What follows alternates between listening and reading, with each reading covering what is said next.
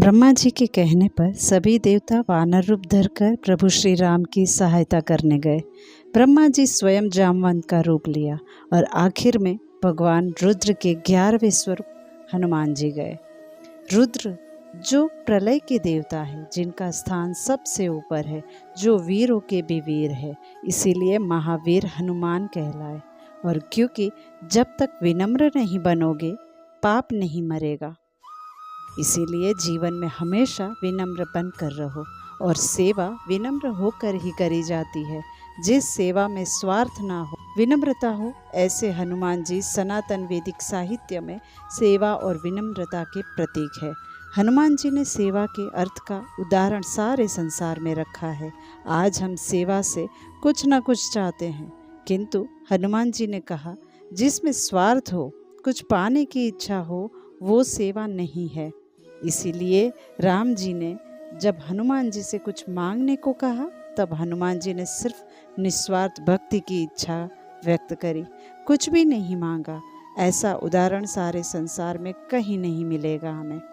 अष्ट सिद्धि नौ निधि के दाता है, अतुलित बलधामा, जिनमें अतुलित बल भी है किंतु उनमें अहंकार रंज मात्र भी नहीं है।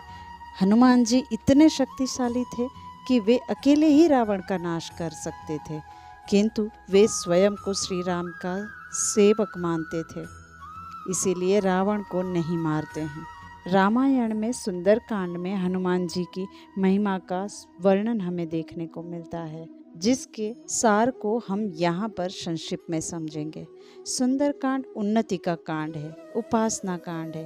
कहते हैं कि सुंदरकांड का पठन, स्मरण, चिंतन करने से जीवन का हर एक कांड सुंदर बन जाता है। सुंदरकांड में हर चौपाई में हनुमान जी की तेजस्विता का वर्णन हमें मिलता है। सुंदरकांड का निचोड़ है जीवन में पहाड़ की तरह अचलता लाओ, निष्ठा लाओ, धैर्य लाओ। पहाड़ नदी की धारा को बदलने की शक्ति रखता है, इसीलिए हनुमान जी ने पहाड़ बनकर हर मुश्किल परिस्थितियों का सामना किया, उसका रास्ता बदल दिया। इसीलिए जीवन में कुछ करना हो तो धारा को बदलना होगा। संत तुलसीदास जी सुंदरकांड की शुरुआत के प्रथम मंत्र में भगवान की स्तुति करते हैं। तुलसीदास जी रामचरितमानस में किसी भी कांड में अभी तक कुछ नहीं मांगते हैं, किंतु सुंदरकांड में निस्वार्थ भक्ति मांगते हैं, क्योंकि भक्ति में भगवान जीव के पीछे पीछे रहते हैं। तुलसीदास जी हनुमान जी की स्तुति करते हुए उन्हें सकल गुण निधान का संबोधन करते हैं, क्योंकि तुलसीदास जी कहते हैं कि हनुमान जी के वर्णन को शब्दों में उतारना कठिन है, कितने गुणों को वो बता पाएंगे। इसीलिए सकल गुण निधान कहते हैं, जो सभी गुणों से भरपूर है। जामवंत हनुमान जी को अपनी शक्तियों का स्मरण करवाते हैं, जिससे हनुमान जी प्रसन्न होकर राम कार्य को पूर्ण करने के लिए यात्रा आरंभ करते हैं। हनुमान जी एक एक जन से मस्तक को झुकाकर प्रणाम करके श्री राम का ध्यान धरकर प्रस्थान करते हैं। तुलसीदास जी कहते हैं कि जिसमें सच्ची भक्ति हो, उनका जीवन सहज और सरल बन जाता है। हनुमान जी जैसी विभूति छोटे लोगों को भी प्रणाम करके बाद में भगवत कार्य करने को निकलते हैं। जब हम में शक्ति का तो अहम और अभिमान आ जाता है, रास्ते में पर्वत के ऊपर चढ़ जाते हैं। पर्वत मक्कमता और स्थिरता का प्रतीक है।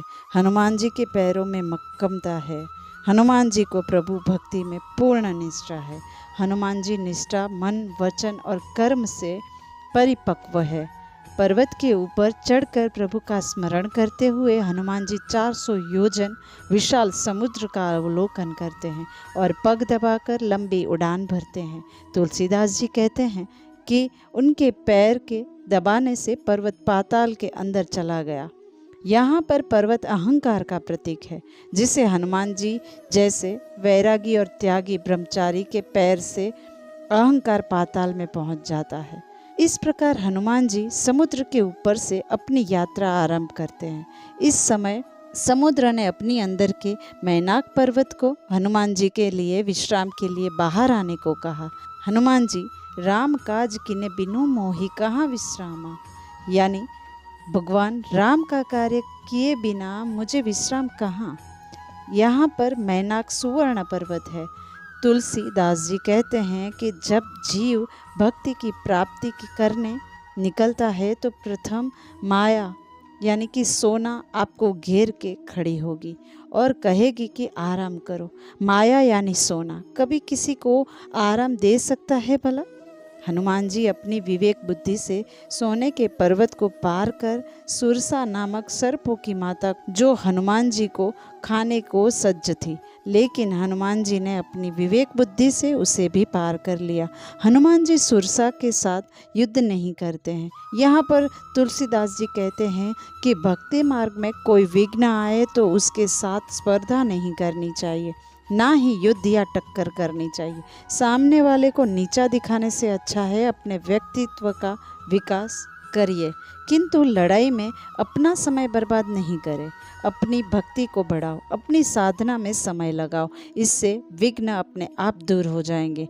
जब हनुमान जी आगे बढ़ते हैं तो सिंह का नामक राक्षसी, जो माया करके उड़ते पंछियों की परछाई को पकड़कर जीव को खाती थी, हनुमान जी के साथ भी ऐसा ही किया, किंतु हनुमान जी अपनी धीर बुद्धि से अपनी मुष्टिका से प्रहार कर समुद्र में ही उसे मार डाला। तुलसीदास जी इसे ईर्ष्या कहते हैं। मनुष्य कितना भी बड़े दिल वाला हो, किंतु उसके अंदर कहीं ना कहीं ईर्ष्या तो रहती ही है। जब कोई उससे ऊंचाई में आगे बढ़े तो तुरंत वो ईर्ष्या का भोग बनता ही है। हनुमान जी ने सिंहिका को मार दिया, जिसका अर्थ है कि ईर्ष्या को ख़त्म करना ही चाहिए, नहीं तो ये फिर कब आक्रमण कर दे ये हमें पता नहीं चलता है। तुलसीदास जी कहते हैं कि ईर्ष्या रूपी सिंहिका को मारकर हनुमान जी समुद्र तट पर पहुंच जाते हैं, जिसका अर्थ ये है कि ईर्ष्या जब मूल से नष्ट हो जाएगी तब जीव भक्ति के किनारे पर पहुंच ही जाता है। और लंका नगरी को देखते हैं, अद्भुत नगरी थी। सोने की नगरी में कोई उन्हें देख ना ले, इसीलिए मच्छर जैसा छोटा रूप धरकर लंका में प्रवेश करने जाते हैं। उस समय लंका के द्वार पर लंकिनी नामक राक्षसी पहरा दे रही थी, जिसने हनुमान जी को रोका। हनुमान जी ने राक्षसी पर मुष्टि प्रहार करके बेशुद्ध कर दिया, क्योंकि राक्षसी ने हनुमान जी को चोर कहा, जो हनुमान जी को अच्छा नहीं लगा, क्योंकि सबसे बड़ा चोर तो रावण था, जिसने माता सीता का अपहरण किया था। चोर की सेवा करती हो और राम भक्त को चोर कह के रोकती हो, ये कहाँ सही है? ये भेद वृत्ति है जो भक्ति मार्ग का विघ्न है। बुद्धि हमेशा मस्तक में वास करती है, इसीलिए हनुमान जी गुस्से से लंकिनी के सिर पर मुष्टिका प्रहार करते हैं, जिससे भेद वृत्ति की बुद्धि का नाश हो। यही कारण है कि हम साधु संतों से आशीर्वाद प्राप्त करते हैं, तब वे सिर पर हाथ रखते हैं, जिसका अर्थ है कि हमारी बुद्धि भेदभाव वाली हो तो वो अभेदी बन जाए। हनुमान जी के हाथ लगते ही लंकिनी की बुद्धि अभेदी हो गई, यानी विरक्त हो गई, और हाथ जोड़कर हनुमान जी को कहा कि रावण को ब्रह्मा जी ने वरदान दिया, तब उसे राक्षसों के विनाश का संकेत भी दिया, और कहा जब उसे वानर की मार लगे तब राक्षस कुल का संहार समझना। और इस प्रकार हनुमान जी ने लंका में प्रवेश किया।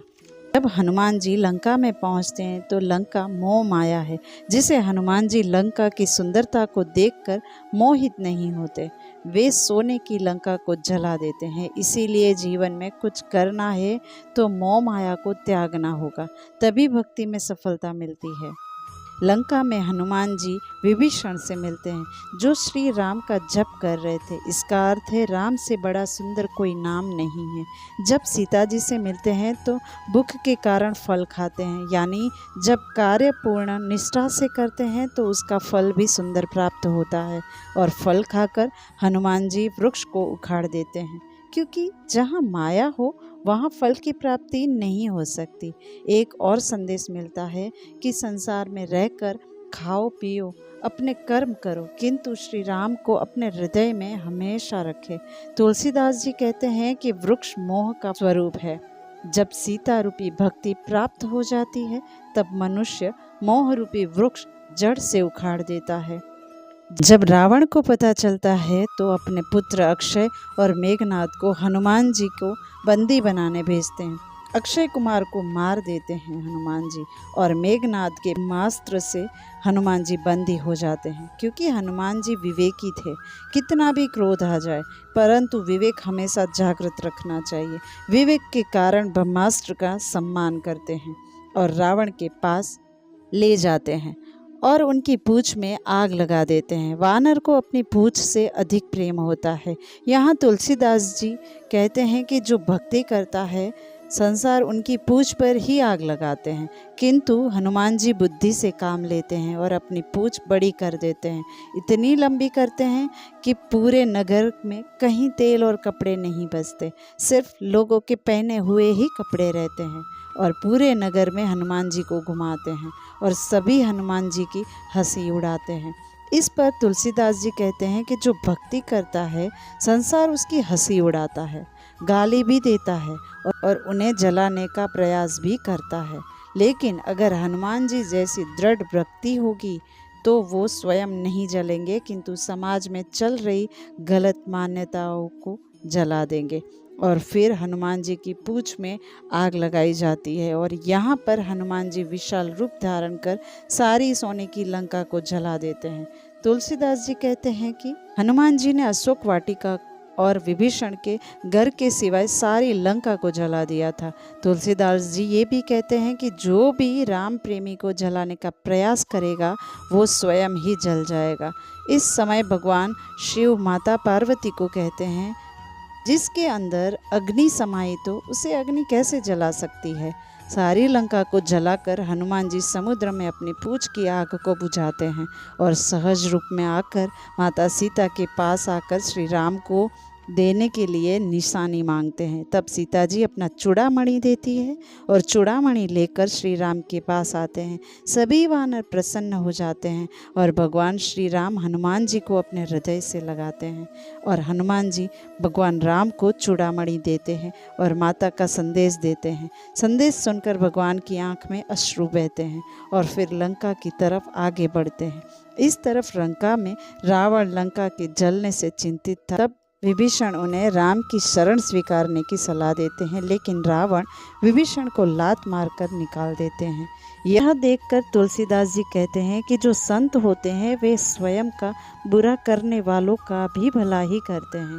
प्रहार करने पर भी विभीषण रावण को अपना हित समझाते हैं, लेकिन रावण फिर भी नहीं मानता है और विभीषण राम की शरण में जाते हैं। ये कहकर राम के पास आ जाते हैं। वाल्मीकि रामायण में वर्णन मिलता है, जिस वक्त रावण ने संत विभीषण का त्याग किया उस समय से वो तेज विहीन हो गया था। इस तरफ राम विभीषण को अपनाते हैं और विभीषण का राज्याभिषेक करते हैं। उस समय सुग्रीव भगवान श्री राम को पूछते हैं कि अगर रावण को सुमति आ जाए और आपके शरण में आ जाए तो आप क्या करेंगे। उस समय भगवान श्री राम हंसते हुए सुग्रीव को कहते हैं कि अगर रावण मेरी शरण में आ गया तो लंका उसी की रहेगी और विभीषण को मेरी अयोध्या का राज दे दूंगा, किंतु जो मैंने राज्याभिषेक किया है वो नहीं मिटेगा। ऐसे थे भगवान श्री राम।